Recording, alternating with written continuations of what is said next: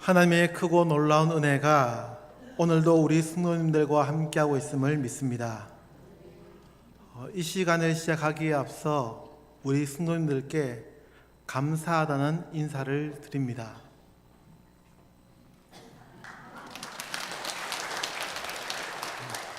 지난 3주간 잘 하지도 못하는 식사 및 음료 판매 등을 한다고 했었는데 많이 불편했을 테고 또 마음에 들지 않는 부분도 많았으리라 생각합니다. 그럼에도 담임 목사님을 비롯하여 장로님들과 우리 성도님들의 기도와 성원에 힘입어서 잘 마칠 수 있었고 또 내년에 있을 단기 선교를 준비하는데 큰 힘이 되었습니다. 거듭 감사드립니다. 우리 성도님들은 잘 아시는 노래라 생각하는데 저는 몇 해 전에 처음 이 노래를 들었습니다. 이 노래의 원곡을 들었던 것은 아니고 리메이크해서 부른 노래였습니다. 그리고 이 노래를 들으면서 가사와 이 노래 제목이 서로 잘 맞지가 않아서 많은 생각을 했던 기억이 있습니다. 어떤 노래인지 짐작하시겠습니까?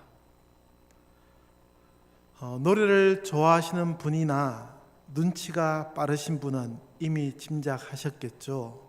오늘 이 시간 제목이 나그네 인생이라고 하고 또 노래의 제목과 가사가 맞지 않는 것 같다고 하니 대충은 짐작하시리라 생각합니다. 몇 해 전에 별세하신 최희준 선생님이 부른 하숙생이라는 노래입니다. 아시죠? 그러니 제가 노래까지 부르지는 않겠습니다. 이 노래의 가사가 이렇죠. 인생은 나그네 길, 어디서 왔다가 어디로 가는가. 노래의 가사는 참으로 단순합니다. 비슷한 가사가 반복되면서 인생의 덧없음을 노래합니다. 사실 이 노래의 가사는 최희준 선생님이 지은 것은 아니고 작사가 김석야 씨가 지은 것입니다. 아무튼 저는 이 노래를 들으면서 왜 이 노래의 제목을 하숙생으로 지었을까를 생각했습니다.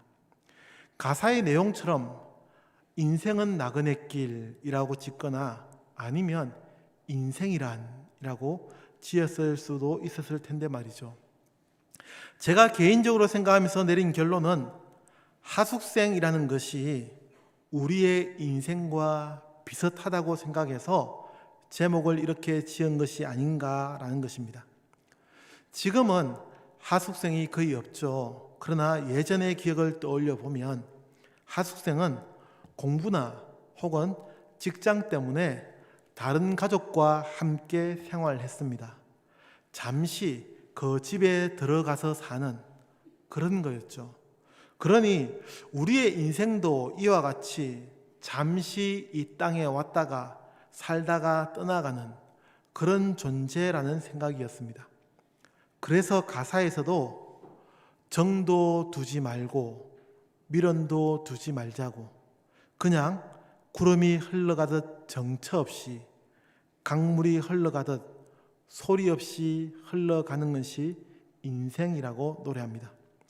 어떻게 보면 우리의 인생을 잘 표현했다고, 그것도 기독교인으로서 이 노래를 들어보아도 잘 표현한 노래라고 생각할 수 있습니다. 아쉬운 것은 이 노래를 지은 작사가는 기독교인은 아니었던 것 같습니다. 자세히는 잘 모르겠지만 아마도 불교인이 아닌가 생각됩니다. 가끔 가수들이 부른 노래를 듣다 보면 이 하숙생이라는 노래처럼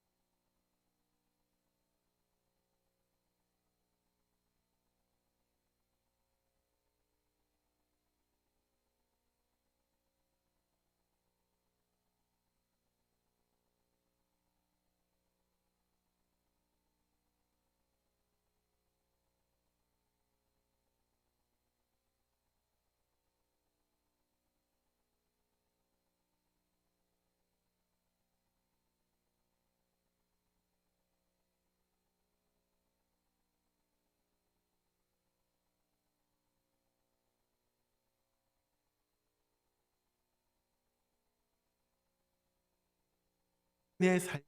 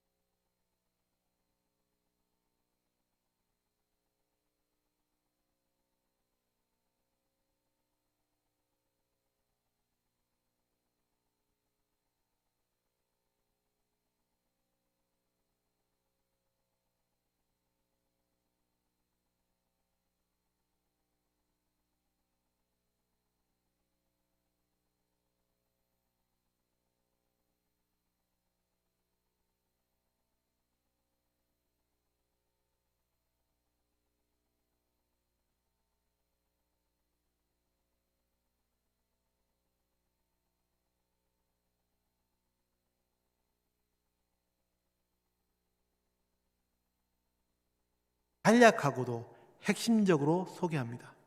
그런데 이 11장의 말씀을 조금만 더 자세히 읽어보시면 12절까지는 내용이 같은 흐름으로 잘 이어지다가 13절부터 갑자기 끊어지듯 기록되고 있음을 발견하게 됩니다.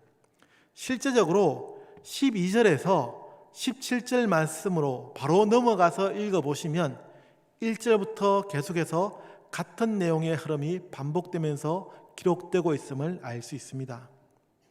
이를 성서학자들의 주장이나 주석의 내용으로 말씀드리자면 1절부터 12절까지 그리고 17절부터 38절까지는 믿음으로 살았던 선조들의 이야기가 기록되고 있고 13절부터 16절까지 그리고 마지막 39절과 40절은 그런 삶을 살았던 이들에 대한 평가가 기록되고 있다고 해석합니다.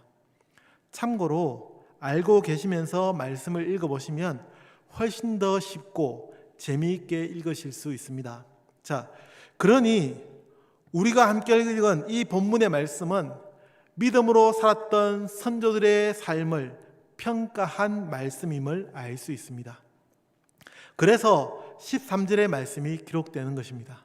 13절의 말씀을 다 같이 한 번 더 읽어보겠습니다. 시작.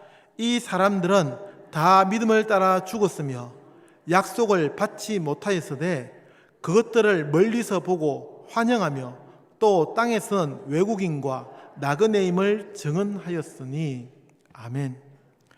본문 앞에 기록된 아벨에 대한 이야기부터 히브리서는 이렇게 기록합니다. 믿음으로 누구누구는, 예를 들어 믿음으로 아벨은, 믿음으로 에녹은 이렇게 표현합니다. 그런데 13절의 말씀을 얼핏 보면 뭔가 이상하다고 느껴집니다. 믿음으로 살다가 죽었는데 약속을 받지 못했다니 이게 무슨 말인가 라고 생각됩니다. 우리 스님들도 그런 생각이 들지 않으십니까? 믿음으로 살았으면 약속을 받아야지 약속을 받지 못했다고 하니 뭔가 잘못된 것만 같아서 다시 읽어보게 됩니다. 13절에서 이 사람들은 이라고 하는 것은 앞서 기록된 족장들을 의미합니다. 다시 말해 아벨과 에녹 그리고 노아와 아브라함, 사라를 통틀어서 이 사람들은 이라고 표현한 것입니다. 이 사람들의 가장 큰 특징 중에 하나라고 한다면 모두가 믿음으로 살았지만 그리고 때로는 약속의 땅이라고 불리는 그 가나안 땅에 살았지만 그 땅의 주인으로 살지 못했다는 것입니다. 그들은 가나안 땅을 떠도는 나그네였습니다. 그것을 표현하는 구절이 13절의 말씀입니다. 그들은 모두가 믿음으로 살았지만 하나님께서 계획하시고 약속하신 그 가나안 땅을 소유하지는 못했습니다. 그 약속이 이루어질 것을 믿음으로 기다리며 즐거워했다는 구절입니다. 여기서 우리는 나그네 인생의 가장 중요한 내용을 알게 됩니다. 성취되지 않은 약속을 기다리는 인생입니다. 성취되지 않은 약속을 기다리는 인생입니다. 하나님은 믿음의 조상들에게 분명히 약속하셨습니다. 넓은 의미로는 아담에서부터 좀 더 직접적으로는 아브라함에게 하나님은 가나안 땅을 약속하셨습니다. 그래서 약속의 땅이라고 하지 않습니까? 그러나 그 땅은 아직 주어지지 않은, 그래서 약속의 땅, 주어지지 않은 약속일 뿐이었습니다. 성취되지 않은 약속입니다. 성취되지 않았기에 약속이라고 부르는 것이고, 언젠가 미래의 어느 때가 되면 하나님께서 이루어 주실 약속이었습니다. 그런데 믿음의 조상들은 그 약속을, 하나님의 약속을 오롯이 바라보며 살았습니다. 우리가 가진 개역 개정 성경은 이 부분을 약속을 받지 못하였으되 라고 번역하지만, 그래서 이 구절로만 보면 약속조차 받지 못했다는 것으로 이해가 되지만, 표준 세번역 성경이나 NIV 영어 성경은 약속된 것을 받지는 못하였지만 이라고 번역합니다. 무슨 차이인지 아시겠죠? 하나님께서 약속을 하셨는데 그 약속된 것을 아직 받지 못했다는 의미입니다. 이 구절에 대한 옥스퍼드 주석도 같은 해석을 하고 있습니다. 하나님의 약속이 아직 성취되지 않았다는 겁니다. 그럼에도 이 사람들, 즉 믿음의 선조들은 그 약속이 성취될 것을, 이루어질 것을 바라보며 기뻐했다는 말씀이 바로 이 13절의 말씀입니다. 사랑하는 성도 여러분, 이 자리에 함께하는 우리 성도님들에게도 이런 믿음이 있기를 축복합니다. 아직 우리에게도 성취되지 않은 하나님의 약속이 있습니다. 무엇입니까? 개인적으로 보면 부활에 대한 약속입니다. 전 인류적으로 보면 예수님의 다시 오심과 하나님의 나라에 대한 약속이 있습니다. 이 약속은 아직 성취되지 않았습니다. 그래서 사람들은 의심하고 불신합니다. 어떻게 믿을 수 있냐고 반문합니다. 축복합니다. 믿음의 선조들이 아직 성취되지 않은 그 하나님의 약속을 믿음으로 바라보며 기뻐하였던 것처럼 오늘을 살아가는 우리 성도들도 믿음으로 기다리며 기뻐하는 삶이 되기를 주님의 이름으로 축복합니다. 저는 우리 성도님들이 하나님의 약속에 기반을 두고 살아가기를 기대합니다. 부활 그리고 하나님의 나라는 너무나 먼 이야기입니까? 그러면 조금 더 가까운 하나님의 약속을 기대하며 살아갈 수도 있습니다. 하나님이 함께 하신다는, 믿음으로 사는 자에게는 복 주신다는 약속입니다. 우리가 가진 이 성경은 하나님의 약속으로 이루어져 있다고 해도 과언이 아닐 정도로 너무나 많은 하나님의 약속이 기록되고 있습니다. 그 약속을 바라보며 기뻐하는 성도들이 되기를 축복합니다. 두 번째로, 우리는 본문의 말씀을 통해 여전히 우리는 정처 없이 떠도는 인생임을 발견하게 됩니다. 이 말의 의미는 상징적인 것입니다. 다시 본문의 말씀으로 돌아가서 15절 말씀입니다. 제가 읽어보겠습니다. 그들이 나온 바 본향을 생각하였더라면 돌아갈 기회가 있었으려니와. 무슨 말씀입니까? 본문 앞에 기록된 믿음의 선조들은 원래 살던 고향이 있었습니다. 살 곳이 없어서 가나안 땅을 정처 없이 떠돌았던 것은 아니었습니다. 아브라함의 이야기는 너무나 잘 아시지 않습니까? 아브라함의 가족은 갈대아 우르 지역에서 꽤나 잘 살았다고 알려져 있습니다. 성경의 이야기는 아닙니다. 외경에 기록된 것도 아니고 위경 중에 희년서라는 곳에 기록된 이야기입니다. 우리 성도님들도 몇 번 들어보셨을 텐데, 아브라함은 그의 아버지 데라가 우상을 만들어 파는 것에 불만을 품었고 우상들이 있는 곳에 불을 질렀다는 그 이야기도 이 희년서에 기록되어 있습니다. 그러니 본문 15절의 말씀을 다시 생각해 보십시오. 그런 고향에서의 생활을 생각하였다면, 부유하고 안정적으로 생활하던 것만을 생각하였다면 그곳으로 돌아갈 수도 있었을 것이라고 말하는 것입니다. 구태여 위경까지 생각하지 않아도 됩니다. 아브라함은 고향을 떠나 가나안 땅을 떠돌며 유목민으로 생활해야 했습니다. 그래서 겪어야 했던 일이 얼마나 많습니까? 흉년을 피해 갔던 그 애굽 땅에서 아브라함은 자신의 아내 사라를 애굽의 왕에게 빼앗길 뻔했고, 그의 조카 롯은 포로가 되어 끌려가기도 했습니다. 이런 위험과 생활의 불편함을 모두 감수하며 살았던 것이 아브라함이었습니다. 그래서 히브리서에서는 돌아갈 기회가 있었으려니와 라고 기록하는 것입니다. 사랑하는 성도 여러분, 우리는 이 세상에서 나그네처럼 살아가는 자들임을 잊지 않아야 합니다. 때로는 고향이 생각날지 모릅니다. 우리가 편안하게 생활하던, 우리가 편안하게 살던 그때가 그리울 수도 있다는 것입니다. 신앙생활을 하는 것이 힘이 드십니까? 직분을 감당하는 것이 어렵게 생각되십니까? 이 모든 것을 훌훌 털어버리고 쉬고 싶으시죠? 저도 가끔 그런 생각을 합니다. 왜 안 그렇겠습니까? 빨리 은퇴하고 싶고 하고 싶은 일 하면서 살고 싶을 때도 있습니다.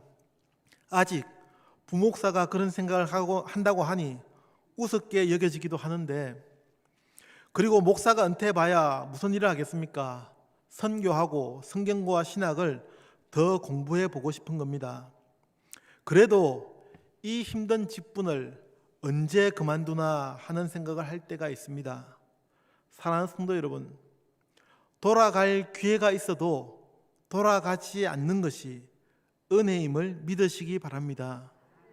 믿지 않고 내 마음대로 살던 그때가 아무리 좋아 보여도, 주일에 놀러 가고 술과 담배를 마음대로 하던 그때가 좋게 생각되어도 그때로 돌아가지 않아야 합니다. 누가 그렇게 돌아가려 했습니까?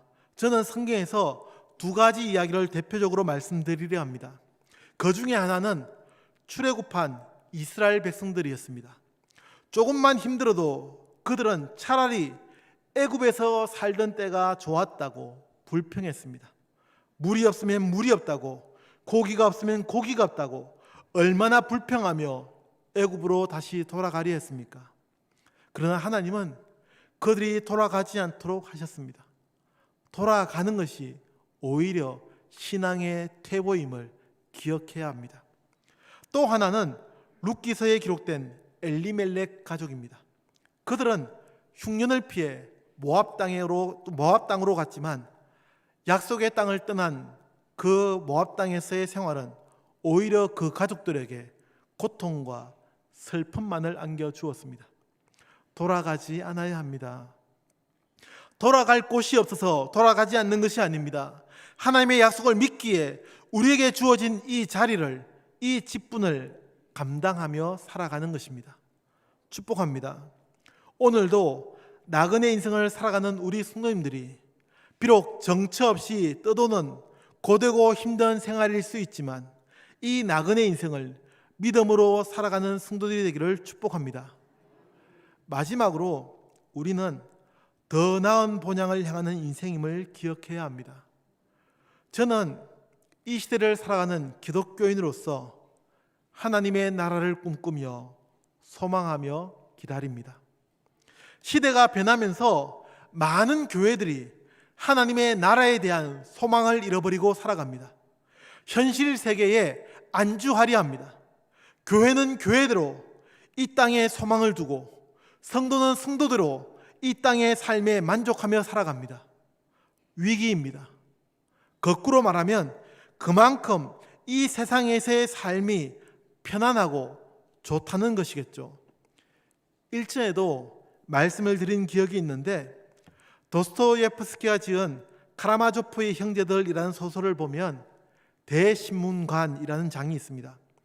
이 내용을 다양하게 해석할 수 있지만 저는 1차원적으로 이렇게 말씀드리려 합니다. 이 내용은 16세기 스페인의 셀빌라 지역을 배경으로 하는데 당시 스페인은 마녀 사냥이 한창이었습니다. 이때 예수님께서 이 세상을 둘러보시기 위해 오셨다고 합니다. 그리고 많은 기적을 행하십니다. 소설 속 이야기입니다. 진짜 16세기에 스페인에 예수님이 오셨다는 게 아니고 소설에 그렇게 나온다는 겁니다.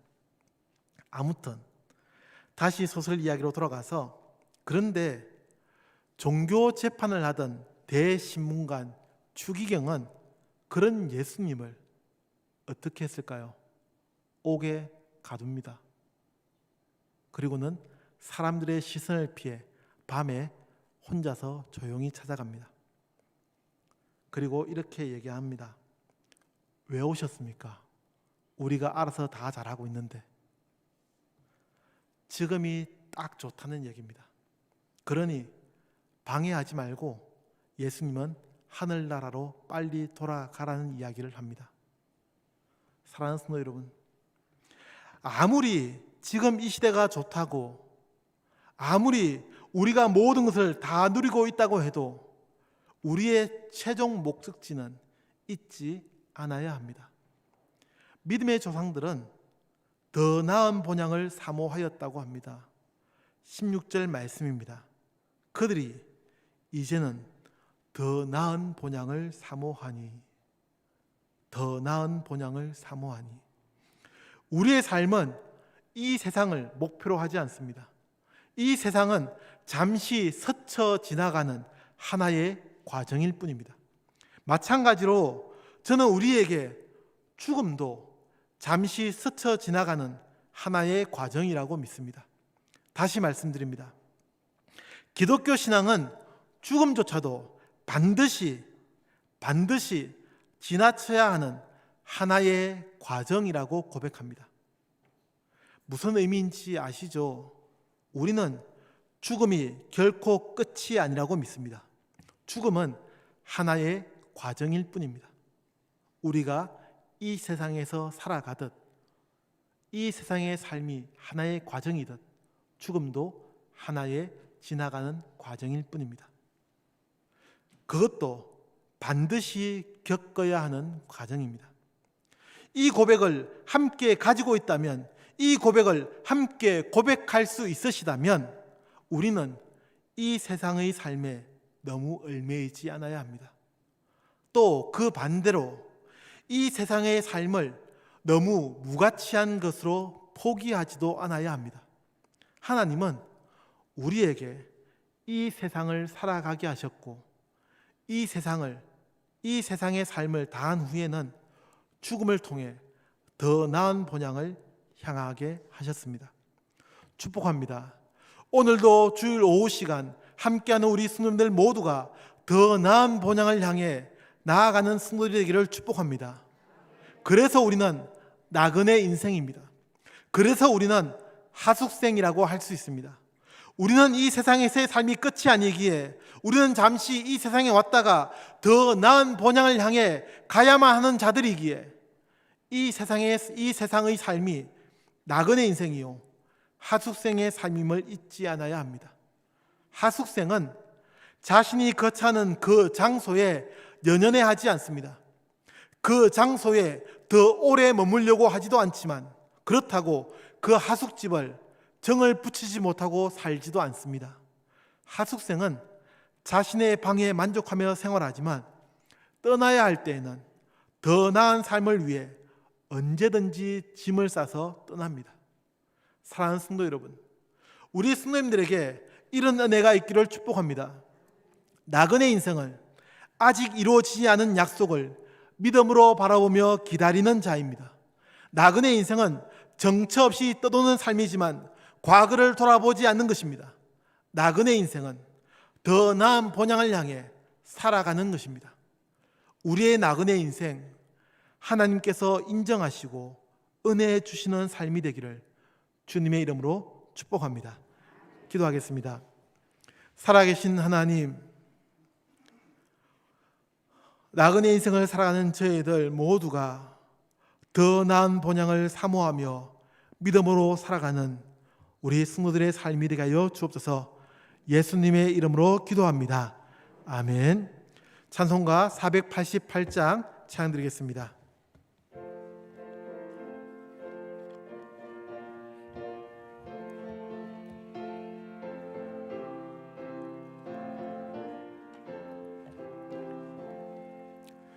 이 몸의 소망 무언가 우리 주 예수뿐일세. 우리 주 예수밖에는 믿을 일 아주 없도다. 주 나의 반석이시니 그 위에 내가 서리라. 그 위에 내가 서리라. 무섭게 바람 부는 밤 물결이 높이 설렐 때 우리 주 크신 은혜에 소망에 닿을 줄이라. 주 나의 반석이시니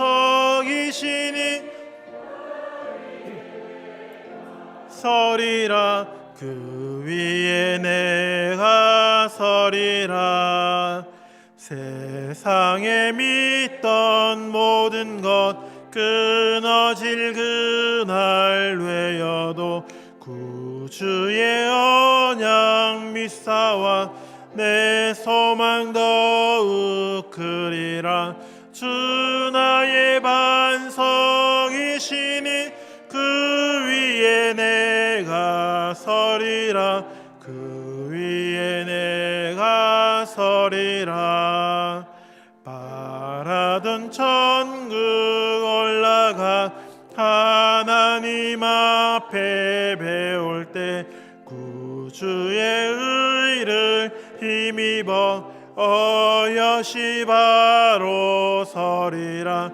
주 나의 반석이시니 그 위에 내가 서리라. 그 위에 내가 서리라.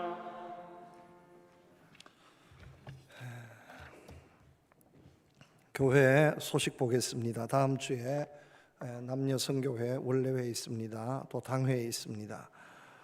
예배 후에 다음 세대 동아리 동호회 모임을 소예배실에서 갖겠습니다. 각 동호회 대표 회장 총무님은 함께 해주시기를 바랍니다. 토요일에 다음 세대 선교위원회 행사 있습니다. 우리 3040 세대 여러분들 적극적으로 함께 해주시면 감사하겠습니다.